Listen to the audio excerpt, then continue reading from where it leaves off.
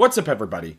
Weston here with the Hidden Gibbon, back with another daily deck tech video. And have you ever had a commander that just always tries to really force its way into one thing? Well, today we have Obeka, Splitter of Seconds, and I tried really hard to make a functioning deck that does not rely on initiative or something super oppressive. I'm just throwing that out there. I like the initiative thing. I know that one's an easy layup, and I didn't want to do it. So we made this Obeka deck to do something a little bit different. We're gonna try to spell sling a little bit to get extra upkeeps, right? We got that, and then also generate mana to have more than one combat through things like aggravated assault, and then we're going to use enchantments and one of my favorite creatures of all time to get a little bit of our value from the extra upkeeps. So without further ado, let's get straight into it. We have Obeka, Splitter of Seconds. She's a 2/5 for 1 generic in Grixis, has Menace, and whenever Obeka, Splitter of Seconds, deals combat damage to a player, you get that many additional upkeep steps after this phase. For those of you who are very new to Magic, the phases go untap, upkeep, draw, main phase 1, the combat step, which has its own sub-steps, main phase 2, end step. So when you get these additional upkeeps, you don't untap, you just get upkeep effects. Now, a lot of folks will use the initiative to be able to do this, but we are not doing that today. So, we are only running 10 creatures in this deck, and I really like firebending, and with what I wanted to do with this deck, we're going to be using some firebending. So first, let's talk about our mana creatures that were our mana saving creatures. We have Birgi and we have Electra. These are there to design to help us generate mana off of the spells that we cast. We also have Zuko, Firebending Master, which is whenever you cast a spell during combat, you get an experience counter, so cast your instance during that time. And then we have Ozai, who has Firebending 4 and also keeps your mana around. It's going to be important for later. We then have Alexios, Demos of Cosmos. I did a deck tech on him the other day. I really like this guy. He goes around the table and he beats people to death. You could also put Slicer in this deck. The only difference is Slicer has this nasty habit of killing you as well. So, Alexios, Demos of Cosmos attacks each combat if able, can't be sacrificed, can't attack its owner. And at the beginning of each player's upkeep, that player gains control of Alexios, untaps it, and puts a 1/1 counter on it. It gains haste until end of turn. This is actually really cool because with Obeka, you get extra upkeep. So then it rotates to you, and you get to make it enormous after you attack with Obeka. So then when you pass it again to the next person, it could be like an 8/8, a 9/9, a 10/10, and just send it around the table even bigger. Another creature, and this is one of my favorite creatures of all time. I absolutely love this creature, and I don't know why it's $6, because I don't see it being played ever anywhere. It is Chronozoa.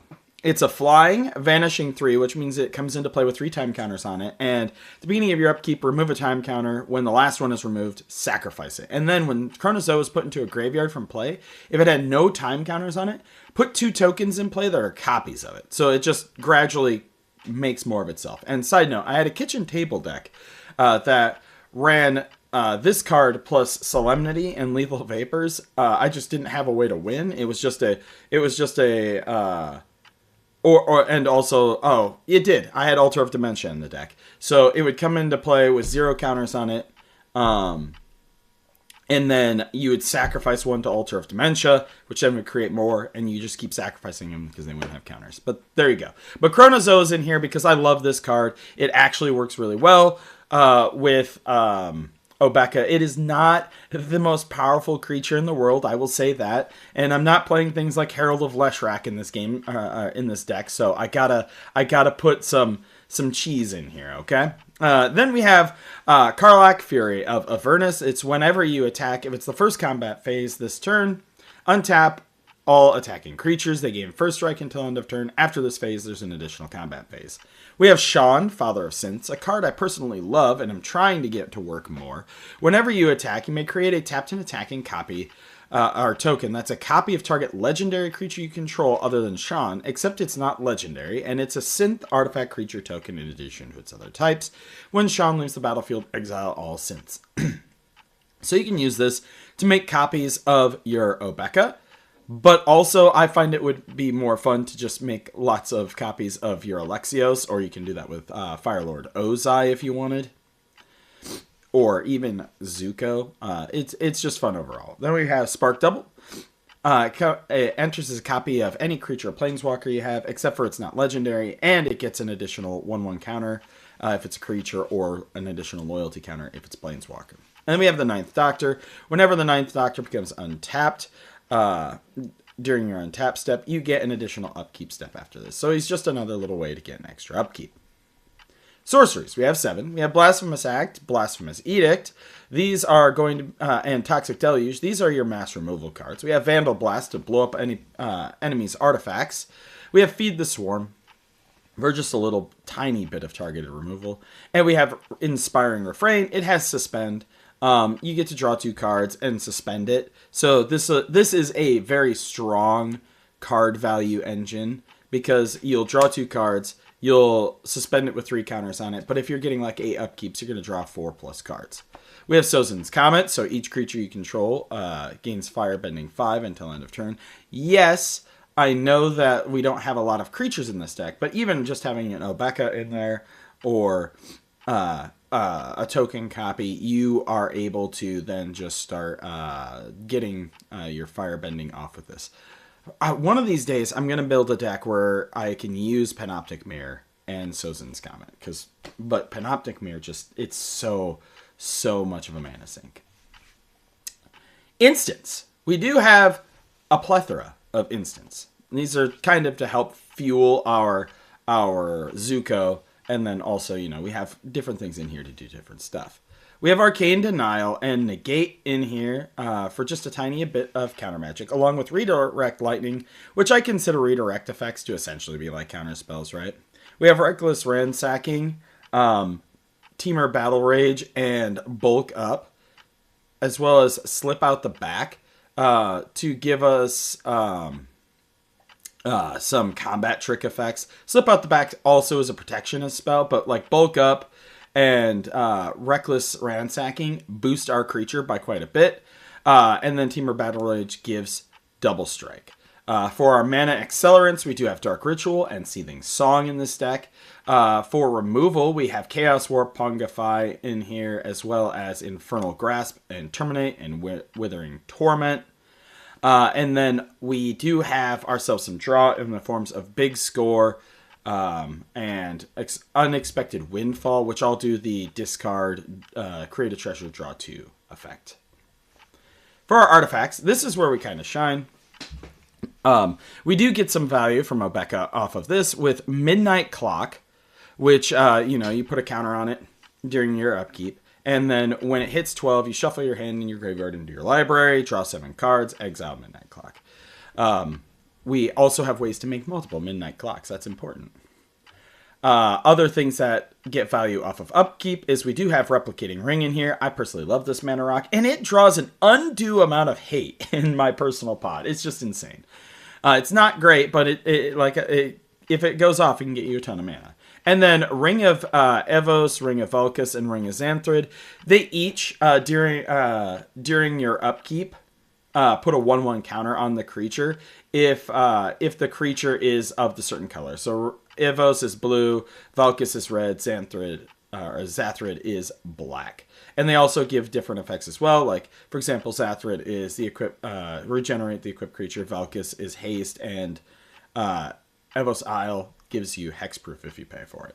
These are very good value cards that you can not only just put on your Obeka, but you can put them on your Alexios as well and get a ton of value. And then we also have generic value cards in here to help us with getting our Obeka through. We have Black Blade, which will make her big and strong.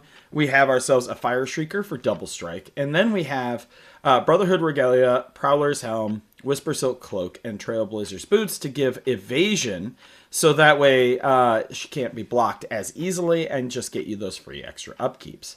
We do have Lightning Greaves and Swiftfoot Boots in here as well, so that way, you just don't have your creatures get killed immediately. Enchantments. This is where we kind of shine with it comes to our upkeep value. We have Aggravated Assault, which you can pay 5. So if you're generating that extra mana, you can untap all your creatures. After this main phase, there's an additional combat phase, followed by an additional main phase. We have Braid of Fire, which has cumulative upkeep of add a red. This is the card that really gets a lot of value, and why I have things like Electro, Ozai, and Burgi in there, is so you get to keep that mana, which helps fuel your aggravated assaults, and you could just get infinite upkeeps as a result. We have Aqua's Swarm to make it unblockable. And then we have Propaganda, just to protect us a little bit. Rising of the Day is creatures you control have haste, so that way they can attack the turn they come in. So if you get Obeka out fast, you can start getting those extra upkeeps. We have As Foretold, which is at the beginning of your upkeep, put a time counter on it. Once each turn, you can pay 0 rather than pay the mana cost for a spell you cast with mana value X or less, where X is the number of time counters on As Foretold. We have Endless Evil, which is an enchant a creature you control. At the beginning of your upkeep, create a token that's a copy of the enchanted creature, except it's a 1/1 token. And when the creature dies, if that creature was a horror, return Endless Evil to its owner's hand. So enchant one of your non-legendary creatures to be able to do this. We have Court of Ventress, which is you become the monarch at the beginning of your upkeep. Choose up to one other target enchantment or artifact. If you're the monarch, create a copy of it. If you're not the monarch, you can have it Court of Ventress become a copy, except for it has this ability. So this is really strong. You can make a whole bunch of propagandas and things like that so nobody can attack you. You can copy Subversion, which is at the beginning of your upkeep. Each opponent loses 1 life. You gain a life for each life lost this way. Or you can copy your Descent into Avernus. I love Descent into Avernus. I think I'm going to do a follow-up of pet cards, and I'm going to do one for each color. But it will kill everybody really fast, speed up the game really fast. So if you want your games to not go to infinity and beyond, this is the card for you. We have Istrid's Invocation, which it enters, you copy an enchantment at the beginning of the upkeep. You can exile it to return it to the battlefield as a copy of another enchantment. We have Extravagant Replication, which is one of my favorite cards in Magic the Gathering, which is at the beginning of your upkeep, create a token that's a copy of another target non-land permanent you control. We have Paradox Haze in here, which gives you an additional upkeep. I actually want to get this version. I like these like old sci-fi art style. I know a lot of folks don't, but I actually do. And then for lands, we do have Fire Nation Palace. And that, I think, is about the... Oh, and Rogue's Passage to help us get unblockable. But that's about the only fancy lands that we have in here. We are running a bunch of filter lands, things like that.